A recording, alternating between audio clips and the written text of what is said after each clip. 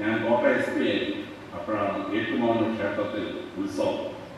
ഏറ്റുമാനൂർ ക്ഷേത്രത്തിൽ ഉത്സവം വന്നാൽ 2-3 ദിവസം ഞങ്ങൾക്കൊന്നും ഉറക്കമില്ല.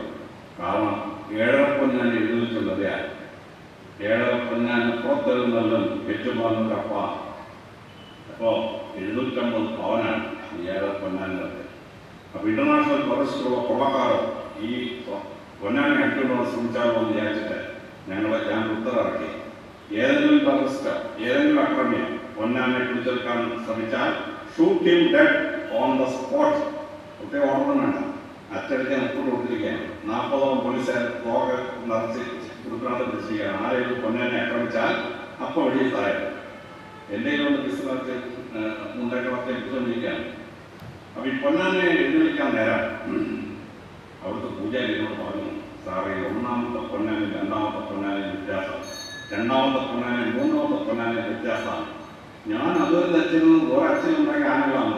അല്ല, ഈ പൂജാരി പറഞ്ഞപ്പോഴാണ് മനസ്സിലാവുന്നത് 7 പൊന്നാനി എന്ന് പറയുന്നത് 8 ഡിഫറെൻ്റ് ആനകളാണ്.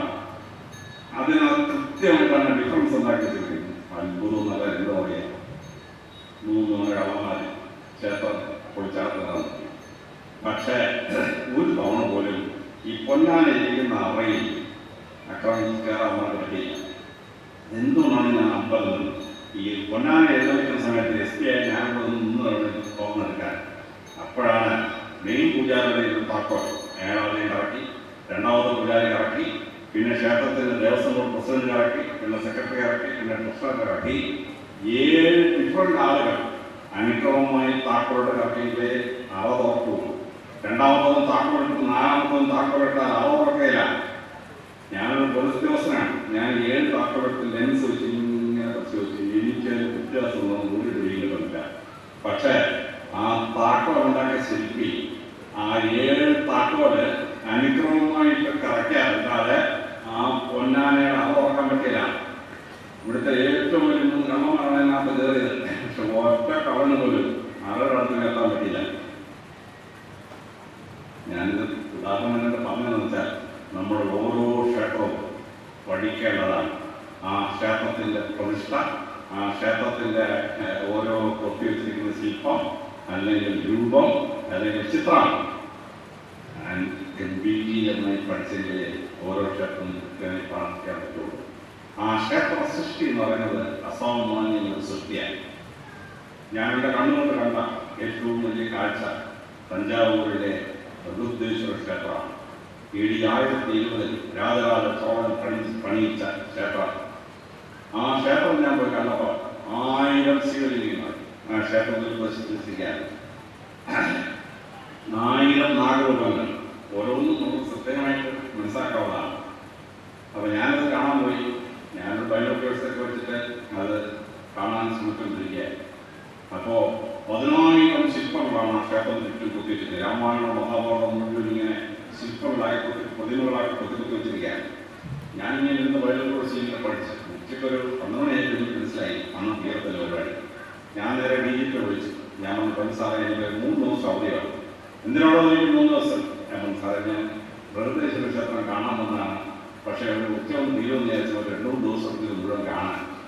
എന്തുകൊണ്ടൊക്കെ കാണാൻ ഞാൻ അവിടുത്തെ ഈ DGP തഞ്ചാവൂരാണ്. ഞാൻ പറഞ്ഞല്ല സാറേ, ഞാനിങ്ങനെ ഇപ്പം അങ്ങനത്തെ ശരി കണ്ടിട്ടു. പിന്നെ ഞാൻ 3 ദിവസം പൂർത്തിയിരുന്നു ബൈനോക്കുലേഴ്സ് വെച്ച് അവിടുത്തെ SI എൻ്റെ കൂടെ നിന്ന് 3 ദിവസം. എന്തൊരു അത്ഭുതമാണ് ബൃഹദേശ്വര ക്ഷേത്രം.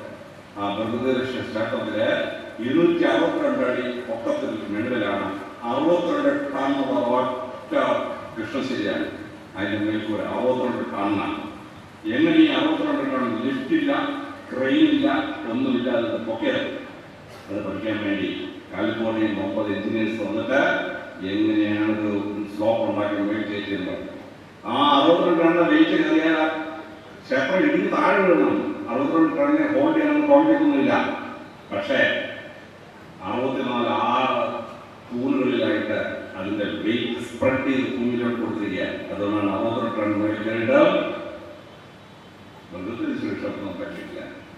സനാതനത്തിൽ ക്ഷേത്ര സങ്കല്പം ഒരു മതത്തിനും അവരുടെ ആരാധനാലയത്തിൽ ഒരു സ്വപ്നം പോലും കാണാത്തതാണ്.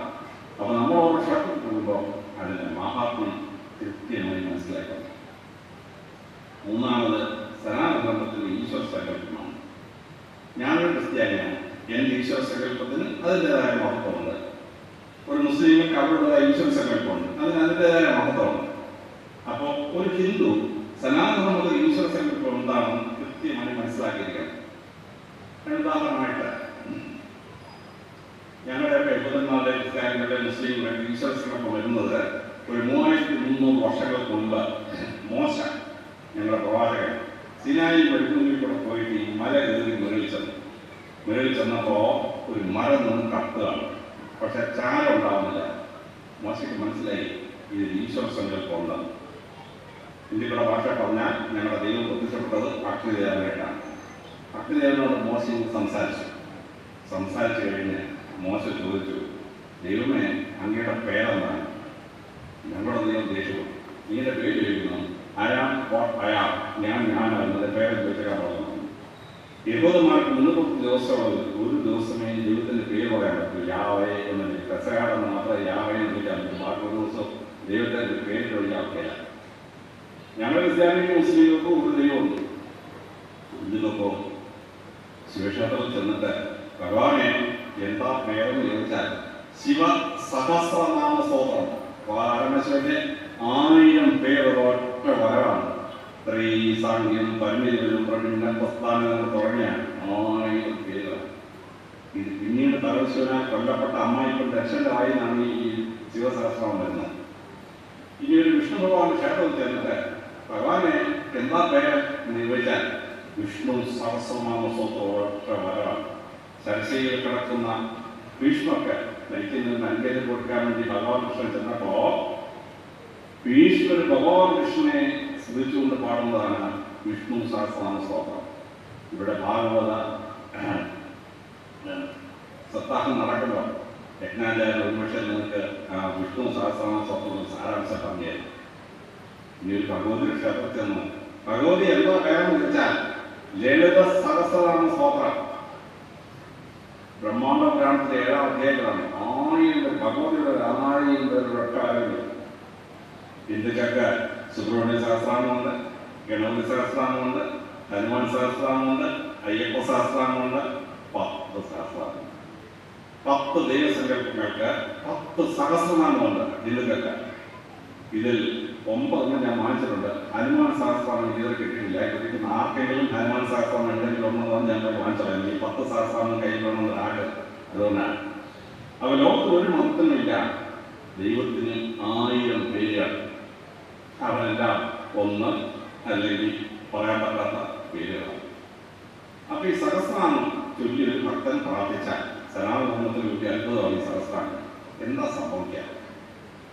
ശാസ്ത്രജ്ഞന്മാർ കൃത്യമായിട്ട് പഠിച്ചത് ഏറ്റവും ആദ്യമായി സഹസ്രനാമം എഴുതിയുണ്ടാക്കാൻ വേദവ്യാസൻ സംസ്കൃതത്തിന്റെ അസാധാരണമായ സാഹിത്യ പ്രതികൾ പ്രയോഗിച്ചിരിക്കുക. അയ്യപ്പ സഹസ്രനാമം ഒഴിച്ചാൽ ഒന്നോ വേദവ്യാസം എഴുതുന്നതാണ് സങ്കല്പം.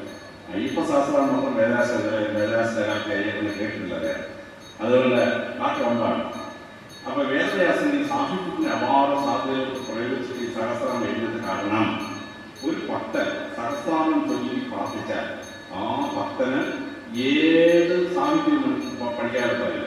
അറബി സാഹിത്യമോ തമിഴ് സാഹിത്യമോ മലയാള സാഹിത്യം ഹിന്ദി സാഹിത്യം ഏത് സാഹിത്യമാണല്ലോ ആട് പ്രാർത്ഥി ആ ഭക്തന് പഠിക്കാൻ പറ്റും. രണ്ടാമത് സംഭവിക്കും ഈ സഹസ്രനാമം എഴുതുണ്ടാക്കാൻ വേണ്ടി സംസ്കൃതത്തിലെ ഗ്രാമപദങ്ങൾ പ്രയോഗിച്ചിരിക്കുകയാണ്. സംസ്കൃതത്തിലെ ഗ്രാമപദത്തിൽ ഏറ്റവും പ്രസിദ്ധമായ ഗ്രാമമാണ്.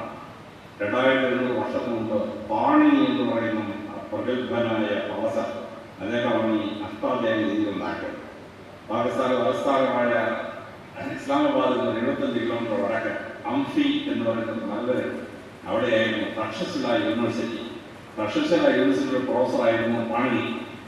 അദ്ദേഹത്തിൻ്റെ അപാരമായ സംസ്കൃത ഗ്രാമമാണ്. ഒരു 100 വർഷങ്ങൾക്ക് മുമ്പ് ട്രാൻസാക്ഷണൽ ഗ്രാമർ കണ്ടുപിടിച്ച ശേഷം ചോംസ്കിയും ബ്ലൂഫീൽഡും അവരാണ് സംസ്കൃത ഗ്രാമങ്ങളുടെ തലത്തെ പ്രാപ്തമായിട്ട് അഭ്യർത്ഥിക്കുന്ന കാലമായിരുന്നു. അപ്പോഴാണ് ലണ്ടനിൽ വെച്ച് ലോകപ്രസിദ്ധമായ ലിംഗ്വിസ്റ്റിക് കോൺഫറൻസ് നടക്കുന്നത്. ഇന്ത്യയിൽ പോയ ബ്രാഹ്മണൻ പാടിയ അഷ്ടാധ്യായി 1965 ഏഷ്യാറ്റിക് സൊസൈറ്റി ട്രാൻസ്ലേറ്റ് ചെയ്ത് ഇംഗ്ലീഷോ അതിന് 2 കോപ്പി മനസ്സിലായി. Ornament ചോംസ്കിന്ന് ornament ബ്ലൂഫീൽഡിലുണ്ട്. 2 ദിവസം നിന്ന് വായിച്ചു. 3-ാം ദിവസം രാവിലെ ഉദ്ഘാടന സമ്മേളനം ചോംസ്കി ഉദ്ഘാടന സമയത്ത് നമ്മുടെ പ്രസംഗം തുടങ്ങുകയാണ്. Panini Ashtadhyayi is the monument of human intelligence on the surface of the earth. ഒരു മനുഷ്യന് എത്രമാത്രം ബുദ്ധി ഉണ്ടാവുമെന്ന് അറിയണോ? പാണിനിയുടെ അഷ്ടാധ്യായി വായിച്ചാൽ തന്നെ. ഗ്രാമങ്ങളുടെ തലത്തോട്ടപ്പനാണ് അഹങ്കരിക്കുന്ന ബോംഫി പ്രസംഗിക്കണം.